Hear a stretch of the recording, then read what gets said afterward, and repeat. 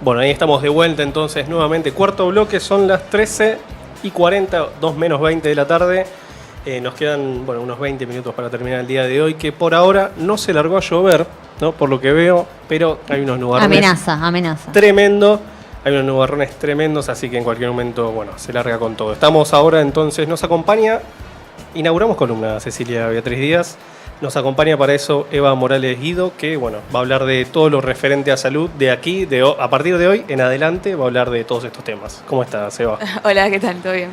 Así que estamos también en comunicación, no, todavía no, en un ratito ya vamos a estar. Vamos entonces a estar hablando de lo que es la ley de salud mental, la modificación de la ley de salud mental.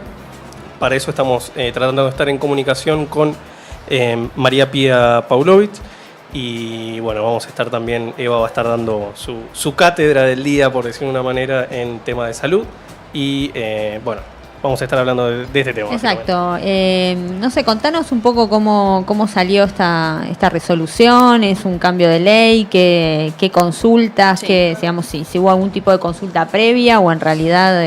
Sí, en realidad la reglamentación, salió hace más o menos 2 meses casi ya. Y en realidad lo que tiene esta reglamentación que es que evita el paso por el Congreso, es una reglamentación tipo como viene haciendo el gobierno con los decretos de necesidad de urgencia y demás, evita el paso de gobierno.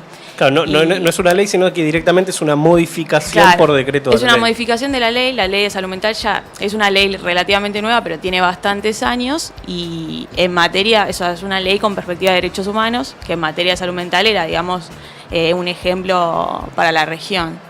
Y el decreto directamente ataca, puntos fundamentales de la ley, por ejemplo, la perspectiva de derechos humanos que tenía esta ley, va contra eso, va contra el concepto de salud mental, cambia la perspectiva de sujetos de derecho, vuelven a ser llamados enfermos, hay como varios temas con los que la reglamentación va bastante fuerte, contradice de lleno la ley y la ley, había sido empujada por organismos de derechos humanos, por pacientes, por profesionales, era una ley bastante consolidada y esta reglamentación pasa por encima por un montón.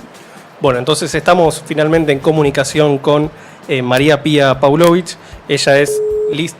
¿Estamos en comunicación o no estamos en comunicación?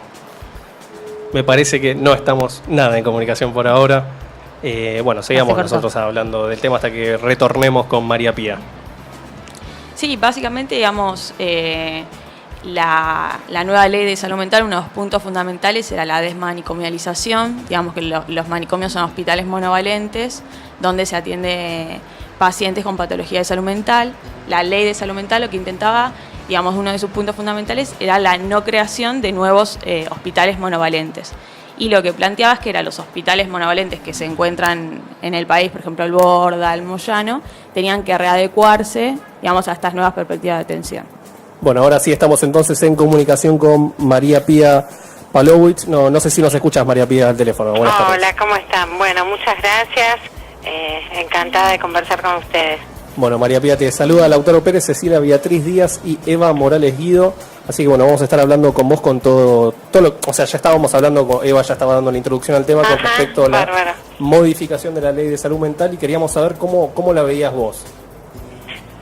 Esta modificación que están proponiendo algunos sectores del Congreso que responden a algunos actores de poder de los sectores privados de la salud, de la industria farmacéutica, de las corporaciones más biomédicas que trabajan más en el sentido de los tratamientos que medicalizan o, como se dice, psicopatologizan, que es buscar enfermedades, ahí casi crearlas y medicarlas. Es un retroceso en términos de derechos humanos, claramente, ¿no? La ley de salud mental se creó en el año 2010, el Congreso la sancionó, pero recién se reglamentó en el 2013, justamente porque hubo muchas presiones en contra de la ley. Y ahora esos mismos actores vuelven a tomar fuerza en el contexto nacional y de las políticas actuales para retroceder en ese sentido, ¿no?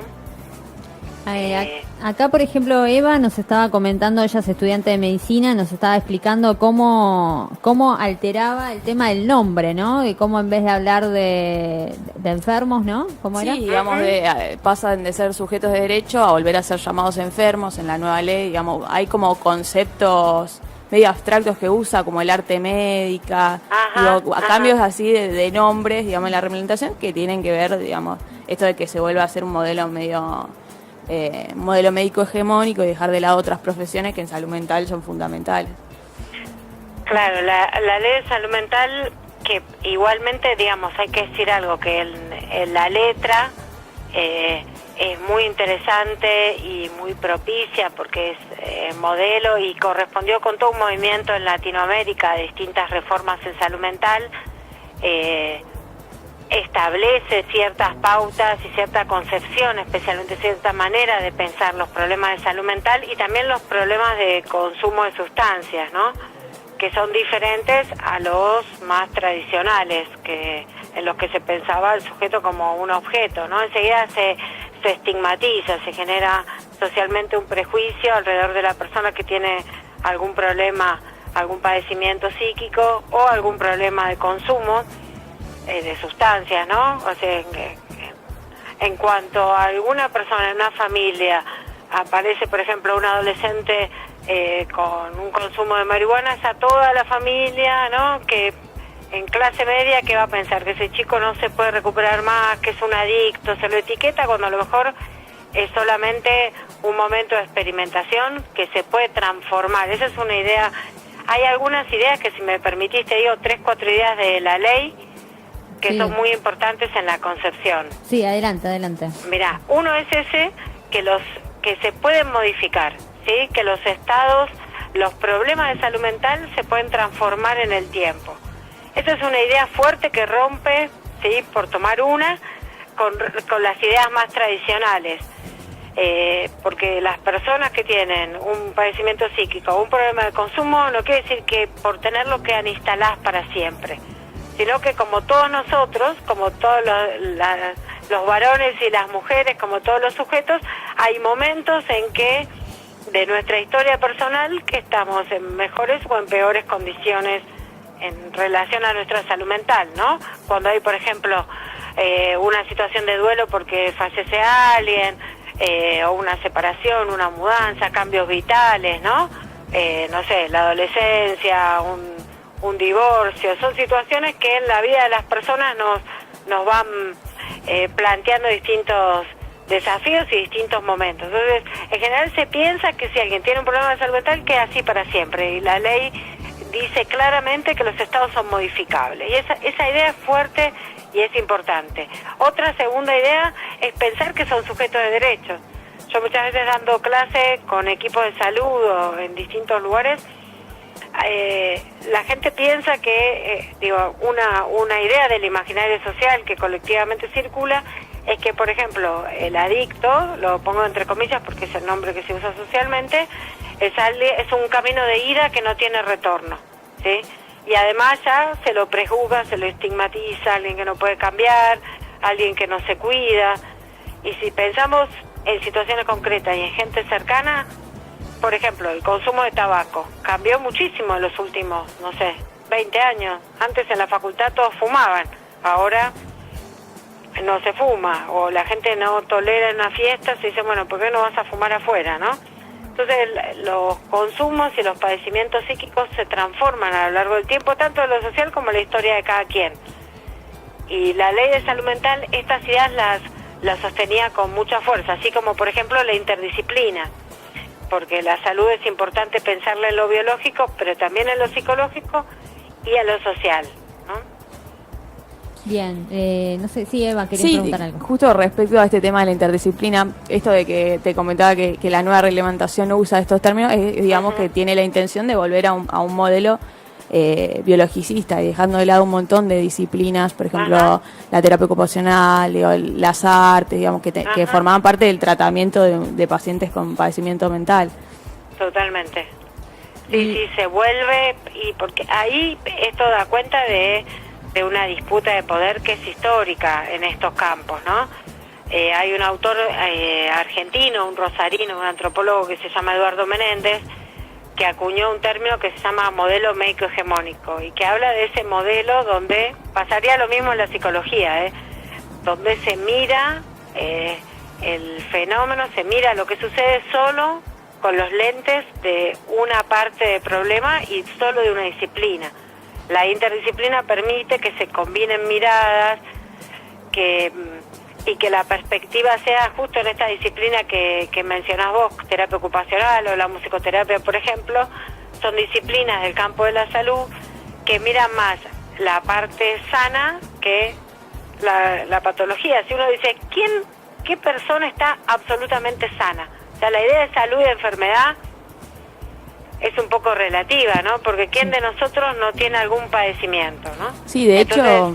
Pero históricamente se mira el paradigma del modelo médico hegemónico o el modelo psicológico hegemónico es mirar la parte enferma más que lo sano. Y las disciplinas, y la ley de salud mental y muchas disciplinas, digo, hay toda otra corriente que se llama salud colectiva, en la que trabajamos por una mirada, el concepto que se usa es integral, que es mirar los distintos aspectos de la vida de la persona y no solamente lo patológico, lo que se llama, entre comillas, también anormal, ¿no? ¿Qué sería lo anormal, no? Y en esto las disciplinas más conservadoras siempre fueron muy de marcar esto, ¿no? Lo que está desviado, lo patológico, lo que está fuera de la regla. Sí, de hecho la nueva reglamentación hasta cambia el sentido del concepto de salud mental. Digo, en la ley se contemplaba que era un concepto que tenía que ver tanto con lo biológico, lo psíquico, lo emocional, el contexto del paciente y demás, y esta ley trata, digamos, es básicamente biologicista y, digamos, iba en contra de algo básico que era cómo entendemos la salud mental, la modifica por completo, digamos, un concepto esencial. Totalmente. Hay otra modificación, es que están intentando de distintos sectores sacar el tema de los consumos problemáticos del campo de la salud mental. Eso dice el artículo 4 de la ley. El artículo 4 de la ley dice que los consumos están dentro del campo de la salud mental, que teniendo el doble estigma de problema de padecimiento psíquico más el consumo problemático, para los que trabajamos desde la perspectiva de la salud colectiva,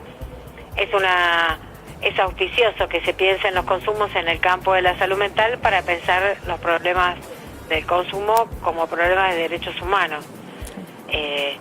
Y además que se puedan pensar terapias o tratamientos, si la persona lo requiere, que no sea la internación como una primera respuesta, sino que la internación sea la última, después de probar otras, ¿no?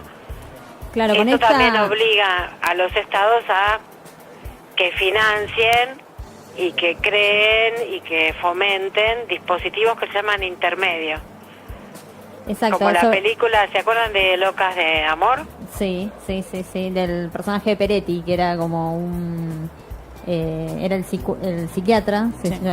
Y entonces tenían como una especie de experiencia, ¿no? Donde tenían que vivir solas en un departamento y era como una instancia de internación intermedia, ¿no? Sí, ambulante. Sí, de hecho eso estaba contemplado en la ley y ahora están básicamente financiados como casas de media distancia o casas amigables, digamos. Ese era un dispositivo que se usaba.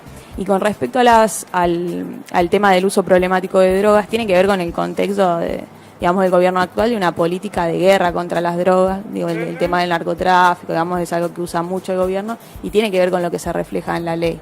Esto de tener una política de estigmatizar a quien consume drogas y quién puede tener o no un consumo problemático de drogas o no, digamos. Claro, esto implica, ¿no? Como que el Estado, frente a este problema, el consumo problemático de drogas, en vez de abordarlo como un tema de salud, lo va a abordar como una cuestión criminal, digamos, ¿no? O sea, entre el aparato represivo más que el aparato de salud para contener ese sujeto. Y la ley la ley de salud mental le da otra vuelta, ¿no? Que todavía la tenemos vigente, así que vamos a hablar en presente, ¿no? Bien. La ley de salud mental lo ubica como un tema de derechos humanos, que es un salto mayor a ubicarlo en salud, ¿no? En un momento se decía, cuando hay una persona con un problema de consumo, ¿quién queremos que dé una respuesta? ¿La policía y el Poder Judicial o los agentes de salud?